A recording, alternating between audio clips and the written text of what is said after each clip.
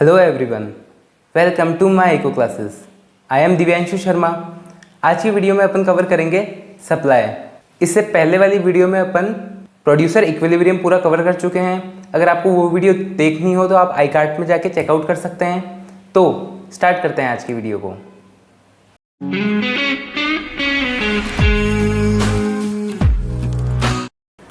अपन start करते हैं supply से। सप्लाई क्या होती है? सप्लाई होती है the total amounts of a specific goods और services that is available to a consumer. मतलब वो टोटल अमाउंट किसका? गुड्स और सर्विसेज का, जो किसके पास है? कंज्यूमर्स के पास है, अवेलेबल खरीदने के लिए, बाय करने के लिए। वो क्या हो जाएगा? सप्लाई हो जाएगी। ठीक है। और क्या कह सकते हैं? Supply is an amount of certain goods that a seller is willing and able to provide to buyer. और क्या लिख सकते हैं? At a given price and time.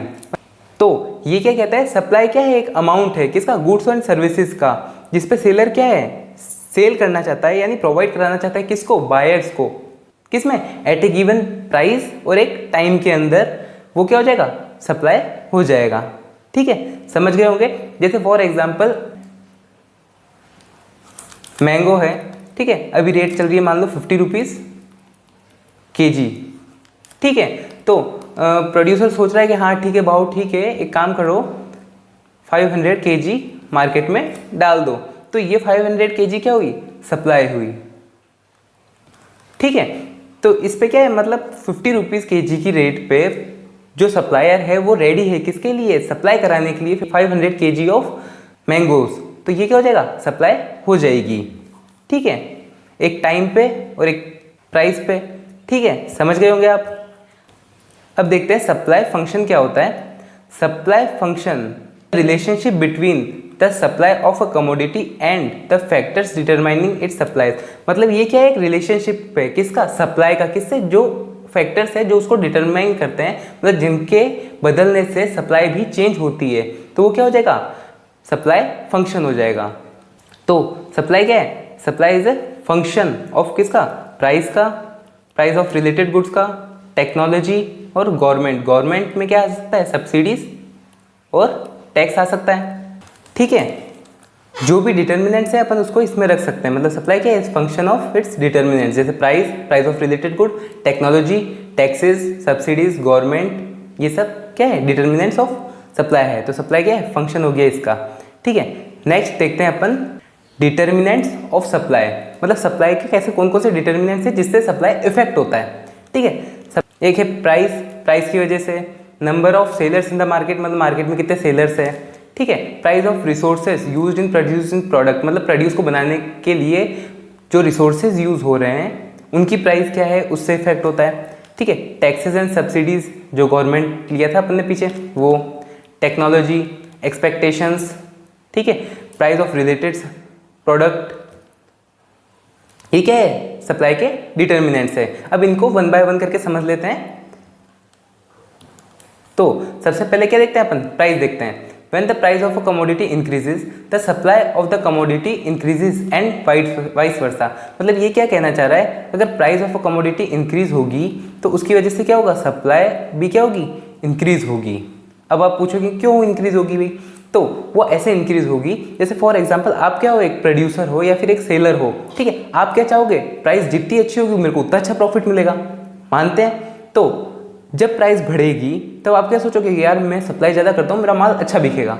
ठीक है, तो आप क्या करोगे? सप्लाई ज़्यादा करोगे। जैसे फॉर एग्जांपल अभी गर्मी है तो मैंगो चल रहे हैं। ठीक है, मैंगो चल रहे हैं तो अभी मान लो फॉर एग्जांपल प्राइस हो जाती है 100 रुपीज़ kg। आप सोचोगे कि यार अच्छी प्राइस चल रही है, एक काम करता हूँ मैं सारे मैंगोस निकालता हूँ। अब तो आपने क्या कर दिया? सप्लाई बढ़ा दिया और जैसे 5000 kg मार्केट में निकाल दिया। तो आपने क्या किया? सप्लाई बढ़ा दी। और अगर क्या होता है? प्राइस ऑफ अ कमोडिटी कम हो जाती है तो आप क्या करोगे? सप्लाई कम कर दोगे। क्यों करोगे? कि जैसे वही मैंगो का एग्जाम्पल लेते हैं, तो क्या हो जाता है? प्राइस क्या हो जाती है? 40 रुपीज़ हो जाती है मान लो। ठीक है, 40 रुपीज़ kg हो जाती है।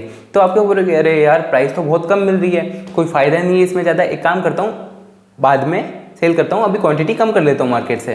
ठीक है, सप्लाई कम करता हूँ, तो आप क्या करोगे, सप्लाई कम कर दोगे। कितनी कर दोगे, 500 kg आपने 5000 kg आपने पहले निकाले थे, तो अब क्या करोगे कि आप 100 kg निकाल दो मार्केट में, यार अभी भाव अच्छा नहीं है, ठीक है। तो प्राइस की वजह से क्या होता है, इफेक्ट होता है क्या, सप्लाई, ठीक है। अब देखते हैं the number of the sellers in the market, मतलब मार्केट में कितने सेलर्स है, ठीक है।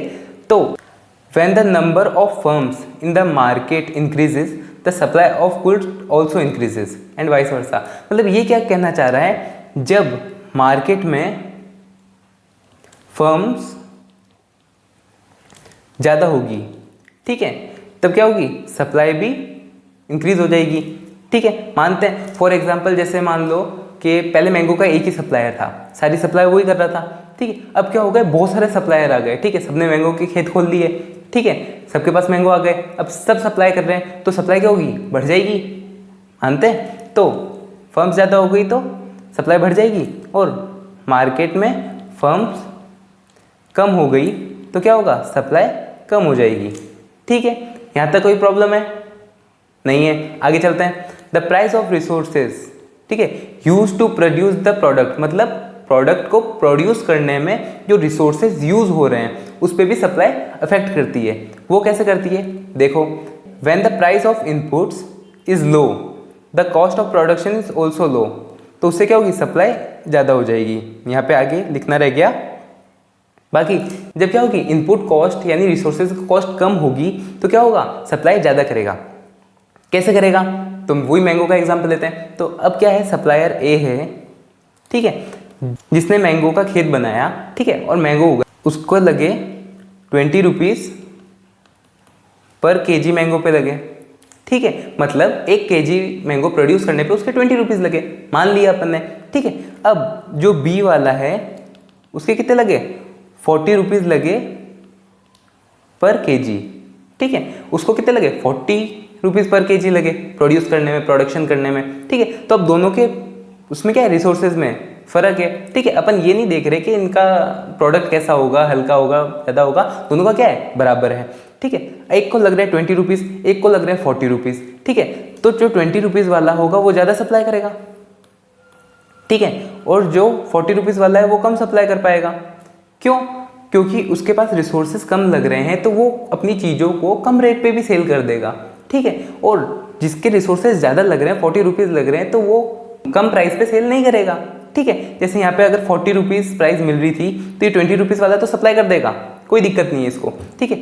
अब 40 रुपीज़ वाला अगर जिसको लगाई भी उसने 40 और मिल भी अगर उसको 40 ही रहे हैं, तो वो सप्लाई करेगा क्या, नहीं करेगा, कम करेगा, ठीक है। तो ऐसे भी फर्क पड़ता है कि अगर रिसोर्सेज की प्राइसेस ज़्यादा हैं तो सप्लाई कम करेंगे, और रिसोर्सेज की प्राइसेस कम हैं तो सप्लाई ज़्यादा करेंगे। तो क्या होता है, इन्वर्स रिलेशनशिप होता है,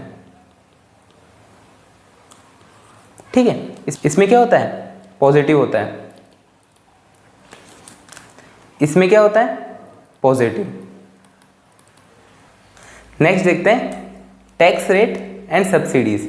क्या कहना चाह रहा है, when the taxes are high, जब टैक्सेस हाई होते हैं, the producer are unwilling to produce more goods, thus the supply will decrease and vice versa. मतलब क्या होता है, जब किसी भी गुड्स पे टैक्स ज़्यादा लग रहा है, ठीक है, जैसे 20 रुपीज़ के प्रोड्यूस कर रहा था वो मैंगो 20 रुपीज़ पर केजी, अब उस पर क्या लगा, गवर्नमेंट ने टैक्स लगा दिया 20 रुपीज़, कॉस्ट कितनी हो गई, 40 रुपीज़ हो गई।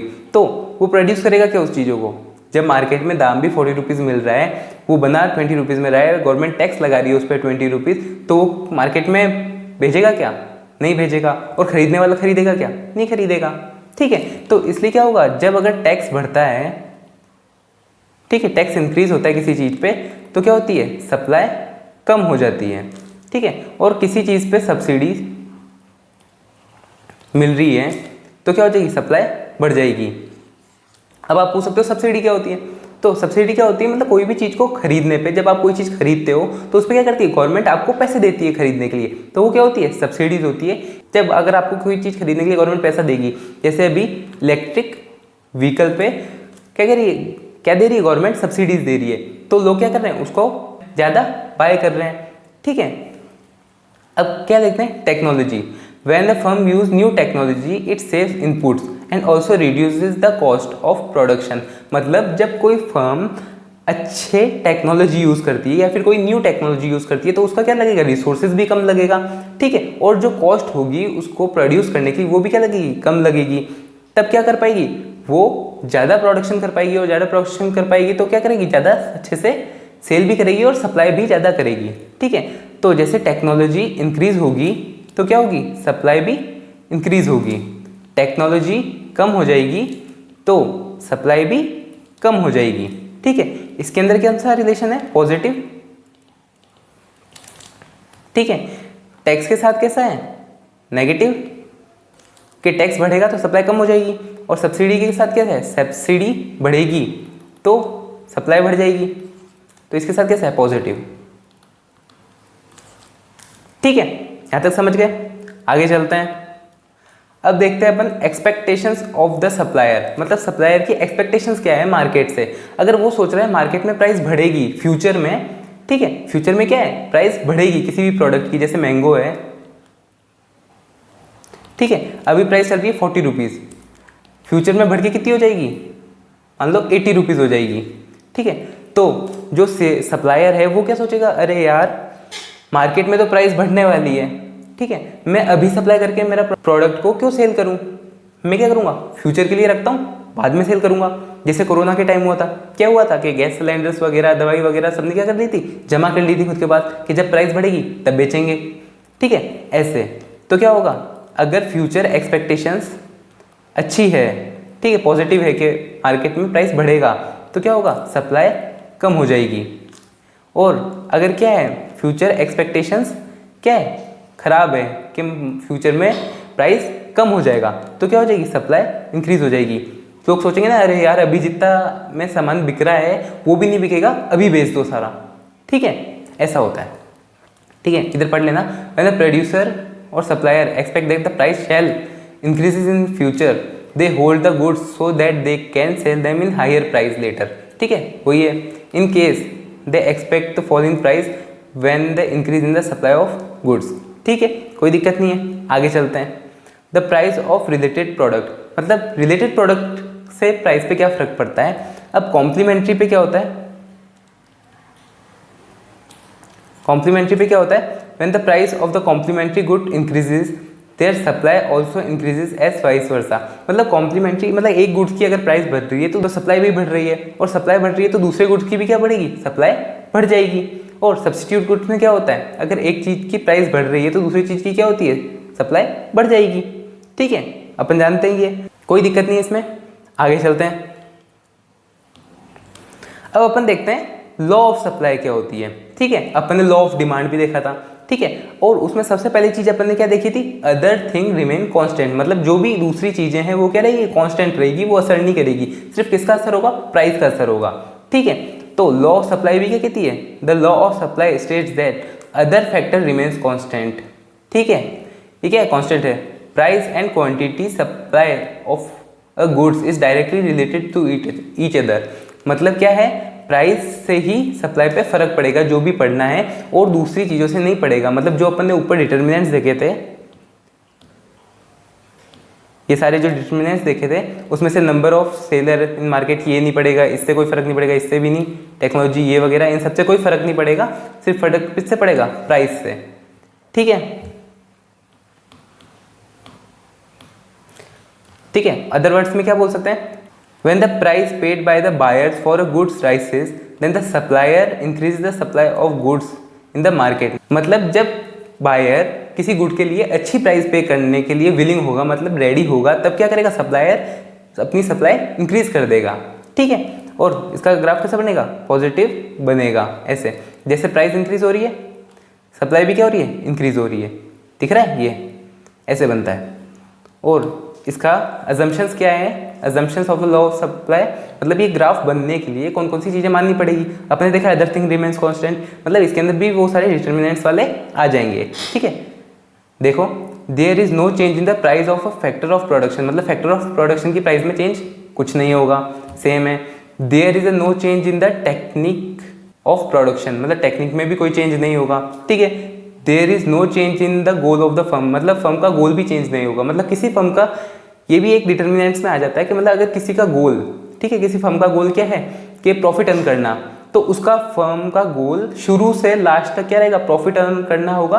ये नहीं होगा कि वो किसी की मदद कर दे, ठीक है, ऐसा नहीं होगा, ठीक है। तो वो गोल क्या होगा, सेम रहना चाहिए। ऐसा नहीं होना चाहिए कि वो गोल चेंज हो जाए, कि मतलब शुरू में था प्रॉफिट कमाना है और बाद में हो जाए कि वाह यार सोशल वर्क कर दो, लोगों को थोड़ा फ्री में दे दो चीज़ें। तो ऐसा नहीं होना चाहिए, ठीक है। लास्ट क्या है, there is no change in the price of related good, मतलब रिलेटेड गुड्स की, मतलब कॉम्प्लीमेंट्री सप्लीमेंट्री गुड्स की प्राइस में चेंज नहीं होना चाहिए। तभी क्या होगा, लॉ ऑफ सप्लाई वर्क करेगा, ठीक है। अब मैं आपको एक बार इसका शेड्यूल और ग्राफ बताता हूं कैसे होता है, ठीक है। सबसे पहले देखते हैं शेड्यूल। सबसे पहले लेता हूं प्राइस और यहां पे लेता हूं क्वांटिटी सप्लाई, ठीक है। प्राइस ले लेता हूं इंक्रीजिंग 10, 20, 30, 40, 50, कोई दिक्कत नहीं है। अब सप्लाई ले लेते हैं। क्या अपन ने क्या देखा है, प्राइस बढ़ेगी तो सप्लाई भी बढ़ेगी, ठीक है। रट लेना इसको, प्राइस बढ़ेगी तो डिमांड कम होगी, प्राइस बढ़ेगी तो सप्लाई बढ़ेगी। प्राइस और डिमांड में नेगेटिव रिलेशनशिप है, प्राइस और सप्लाई में पॉजिटिव रिलेशनशिप है, ठीक है। इसको अच्छे से ध्यान में रख लो, ठीक है। सप्लाई क्या है, 10 अगर प्राइस है तो सप्लाई कितनी कर रहा है, मान लो 20 कर रहा है। 20 प्राइस हो गई तो कितनी कर रहा है, 40 कर रहा है। 30 प्राइस हो गई तो कितनी, 60। 40 प्राइस हो गई तो 80 और 50 प्राइस हो गई तो 100, ठीक है। ये हो गया सप्लाई। जैसे जैसे प्राइस बढ़ी वैसे वैसे क्वांटिटी डिमांडेड भी इंक्रीज हो गई, ठीक है। अब अगर अपन इसका बनाते हैं क्या, कर्व बनाते हैं, सप्लाई कर्व कैसा बनेगा, तो ये हो गई वाई एक्सेस, ये हो गई एक्स एक्सेस वाई। यहाँ पे ले लेंगे प्राइस, ये 0, यहाँ पे क्या है क्वांटिटी सप्लाई, ठीक है।